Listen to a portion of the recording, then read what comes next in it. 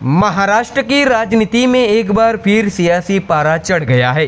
राज्य चुनाव आयोग ने सोमवार यानी 15 दिसंबर को 29 महानगर पालिकाओं के चुनाव का ऐलान कर दिया।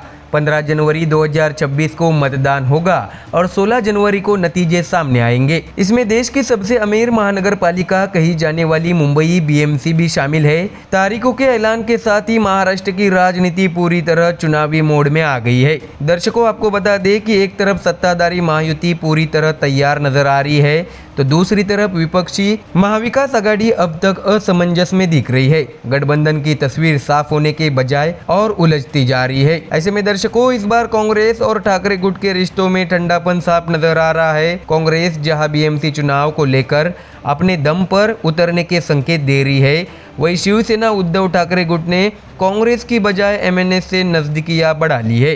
ठाकरे भाइयों के बीच हाल के दिनों में बड़ी करीबी ने राजनीतिक हलकों में हलचल तेज और कर दी है। ऐसे में खास बात यह है कि उद्धव ठाकरे गुट के नेता अब खुले तौर पर कांग्रेस को लेकर सख्त तेवर दिखाने लगे हैं। सांसद संजय राउत पहले कहते थे कि बीएमसी को लेकर कांग्रेस हाईकमान से बात होगी, लेकिन अब उनका कहना है कि दिल्ली हाईकमान ने फैसला स्थानीय कांग्रेस पर छोड़ दिया है, यानी जिम्मेदारी भी लोकल कांग्रेस की और फैसला भी उन्हीं का। ऐसे में दर्शकों, मुंबई कांग्रेस में लगातार बैठकों का दौर चालू है। अंदर खाने चर्चा है कि कांग्रेस बीएमसी चुनाव अकेले लड़ने की रणनीति बना रही है। ठाणे की टीएमसी, पुणे की पीएमसी और मुंबई की बीएमसी, इन तीनों पर राजनीतिक दलों की खास नज़र है, लेकिन बीएमसी का महत्व सबसे ज़्यादा है क्योंकि यह सिर्फ नगर निगम नहीं बल्कि सत्ता और संसाधनों का सबसे बड़ा केंद्र मानी जाती है।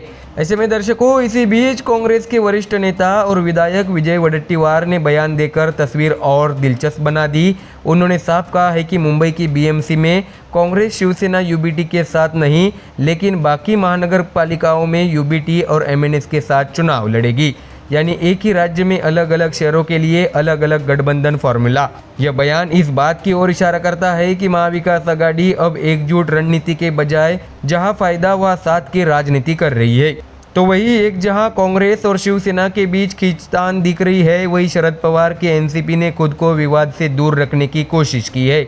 पार्टी ने साफ कर दिया है कि वह 29 महानगर पालिकाओं में महाविकास आघाड़ी के साथ मिलकर ही चुनाव लड़ेगी। एनसीपी का यह रुख गठबंधन में स्थिरता का संकेत देता है, लेकिन सवाल यह है कि जब बाकी सहयोगी ही अलग अलग राह पकड़ रहे हो तो गठबंधन कितना मजबूत रह पाएगा। ऐसे में दर्शकों, इसी सियासी उथल पुथल के बीच संजय राउत के बयान ने चर्चाओं को और तेज कर दिया। उन्होंने संकेत दिए हैं कि इस हफ्ते ठाकरे भाइयों की तरफ से औपचारिक घोषणा हो सकती है। साथ ही उन्होंने साफ कहा है कि फिलहाल उन्हें नहीं लगता कि कांग्रेस बीएमसी में उनके साथ है। हालांकि राउत ने कांग्रेस से अपील भी की है कि अगर वह बीजेपी के खिलाफ चुनाव लड़ना चाहती है तो मुंबई जैसे बड़े महानगर में विपक्ष का एकजुट होना बेहद जरूरी है। उनके मुताबिक बीएमसी का चुनाव सिर्फ नगर निगम का नहीं बल्कि महाराष्ट्र की राजनीतिक दिशा तय करने वाला चुनाव है। इसी दौरान संजय राउत ने ईवीएम मुद्दे पर एनसीपी की नेता सुप्रिया सुले पर भी निशाना साधा।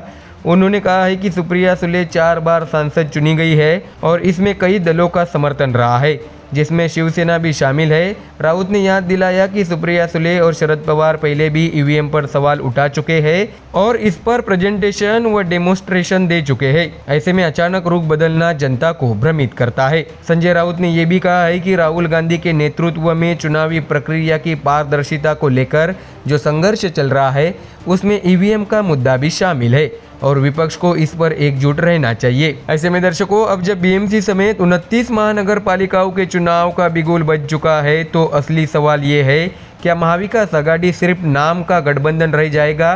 क्या कांग्रेस, शिवसेना, यूबीटी और एनसीपी एक मंच पर आ पाएंगे या हर शहर में अलग अलग रणनीति देखने को मिलेगी? दर्शकों, 15 जनवरी को जनता वोट डालेगी, लेकिन उससे पहले गठबंधन की तस्वीर साफ होगी या और उलझेगी, यही महाराष्ट्र की राजनीति का सबसे बड़ा सस्पेंस बना हुआ है। तो दर्शकों, फिलहाल इस खबर में इतना ही। देश और दुनिया की बाकी और खबरें जानने के लिए जुड़े रहिए हमारे चैनल MDR न्यूज़ के साथ। धन्यवाद।